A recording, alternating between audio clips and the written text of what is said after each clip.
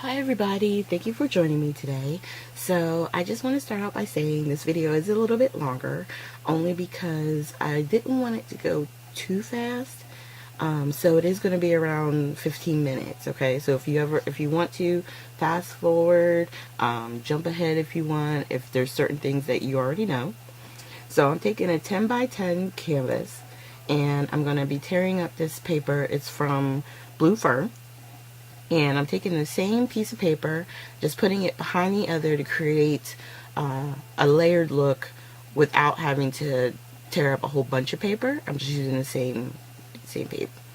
And I could have turned it over and used a different color to give it, a different look, but I realized probably about halfway through that really everything that I was trying to protect so that you could see through, you weren't going to be able to see because I was going to cover it all up.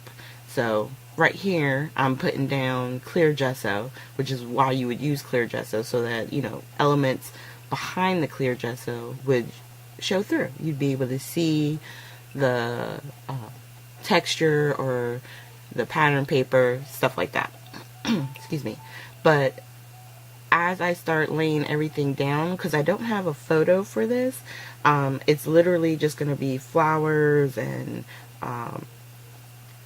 I forget what these are called over here. They call them texture pebbles, or the pebbles and stones, metal pieces, and I'm going to be painting it all with white gesso and then spraying with some of my color bloom sprays. So right now I just laid down the clear gesso over top of the lace and the paper, and once that dries, which I'm going to grab my heat tool so that way it'll help move the drying process along. I always find that the hardest when doing the mixed media,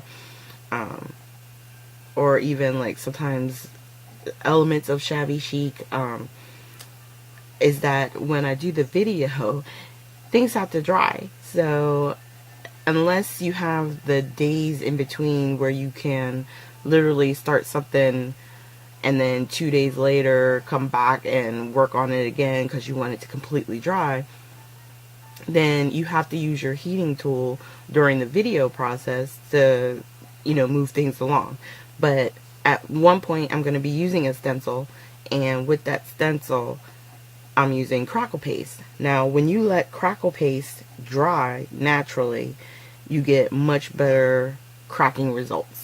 When you heat it along or move it along with the heat tool, then you'll get some of the cracks, but you don't get the kind of cracks that you do when you have the time to wait.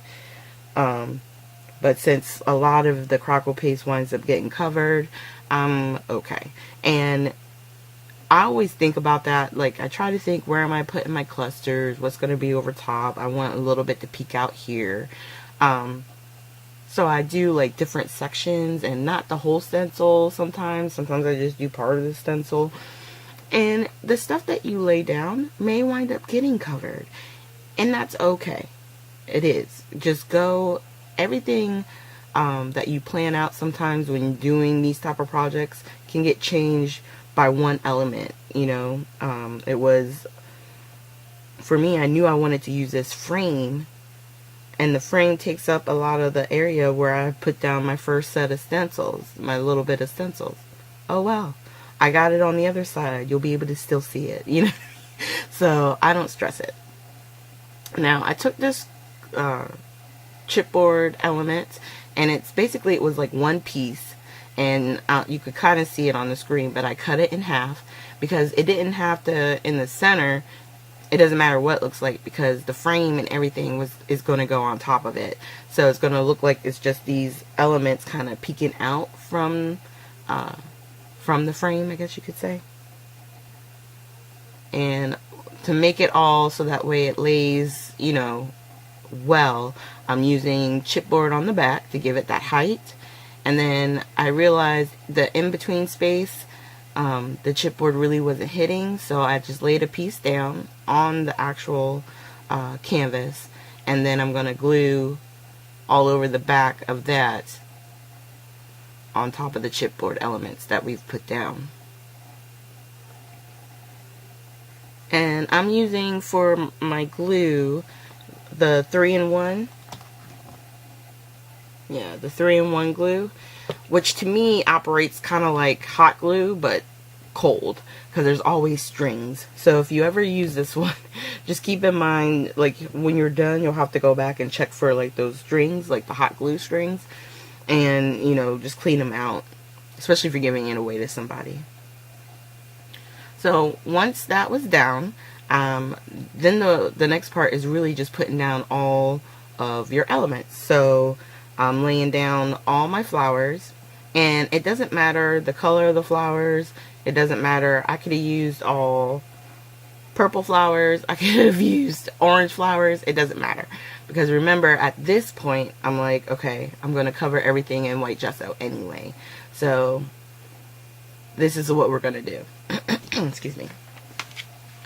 So really, the simplest thing is you just figure out where you want your elements to go, and you glue them down using the best glue for that particular item. I'm still using the 3-in-1 to even hold down my metal pieces, but it holds it really well. Like, even because I have it next to me here while I do my voiceover, and yeah, that metal piece ain't going nowhere. So with the combination of the clear glue and, you know, of course, the gesso and all the paints and stuff, yeah, it's locked in. And I just keep piling it up, adding flowers. And I used a lot of the flowers where I had used some of them, but there was a few left over. The big one on the frame was the last flower I had from I think it was the Prima Rose Gold Kiss. This is my last one, but it's so pretty and it's huge. So I was like, it has to go center stage. And we just keep going around. And what I did try and do was, when I figured out the pieces and where I wanted the last thing to go, I tried in between to give each element a time to kind of settle itself. And it took a little bit, and I actually wound up messing up my clear block because the clear glue got on it. But once I'm done with everything and have time, I'm going to wind up trying to maybe undo it and get that cleaned up. So now I'm opening up my stones, and all I'm doing is putting my brush into the 3D gel. This is the 3D matte gel, I believe. And what that does is, when I stick the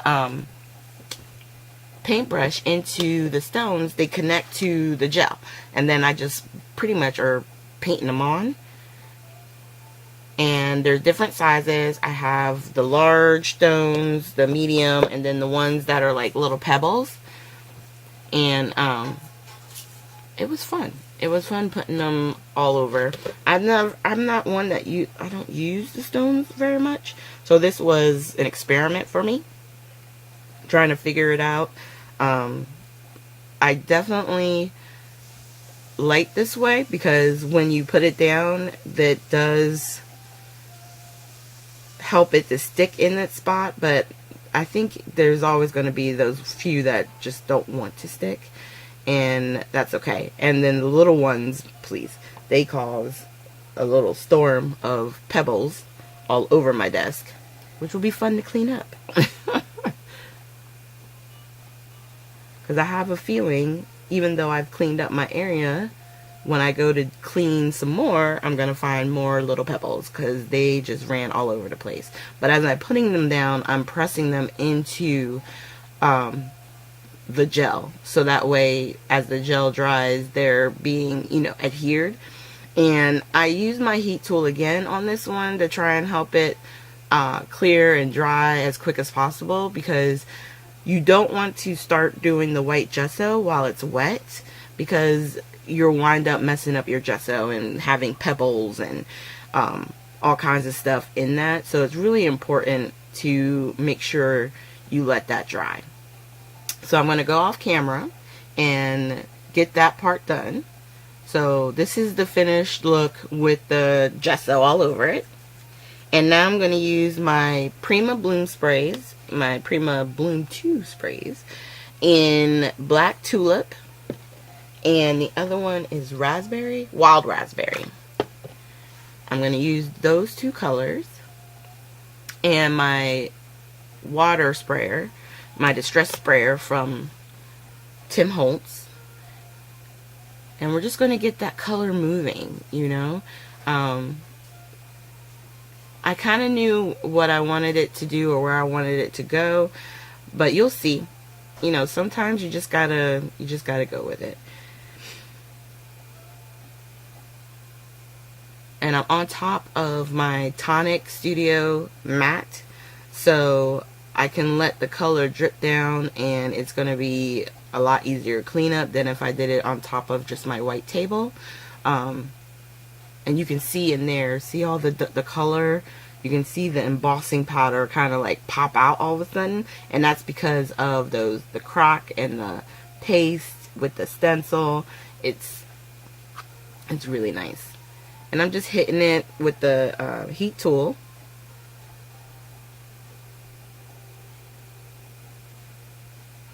And then I like to watch, I have a lot of YouTubers that I follow, because I'm sure just like everybody else, you know, I'm a fan of people too.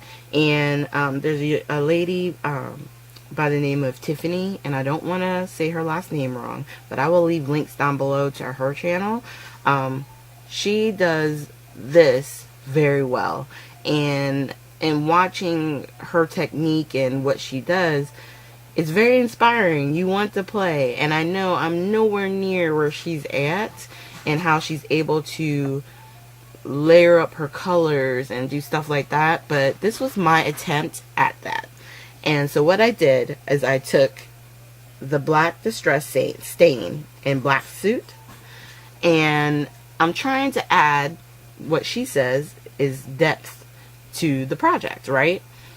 And I'm doing it, but I'm not wholeheartedly liking it, because I don't think I'm either using the right color or putting it in the right areas. I don't know. It's something about it. I love it how it turns out on hers.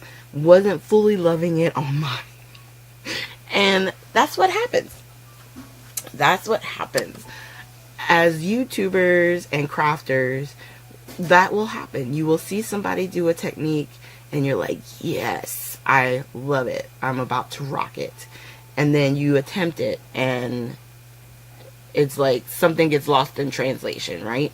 All of a sudden you don't know what is happening and it makes no sense. Well, when that happens, I add more of the color that I really wanted, which was the pink, you know, hoping that it would overpower some of the black that I did, but it would still kind of be there and be okay. So in the end, I wind up leaving it, for the most part, I think like this, where you can see elements of the texture paste, you have the spots of the gesso and the pink. It really, I was happy with it ending here. Let's just say it like that. We'll put it like that. And I just wanted to turn it around so you could see all the different elements. And all I did with the love was I heat embossed it using some Lindy Gangs, I think it is, embossing powder. So that way the love at the bottom would really stand out against all the light pink and the white. But this was fun. And I found it actually kind of therapeutic just to sit, glue, cover it all in white, and then just get messy, you know? Sometimes it's fun just to get messy. So I hope you enjoy these close-ups. You can see the metal elements, you can see all the flowers and the stones, and try it. If you have any of this stuff at home, a canvas isn't that expensive. I think, I mean, all the box stores, usually you can get something cheap, okay? And use your coupon. So thank you guys for joining me. Make sure you hit the links here for other retake videos, and I hope you have a great day.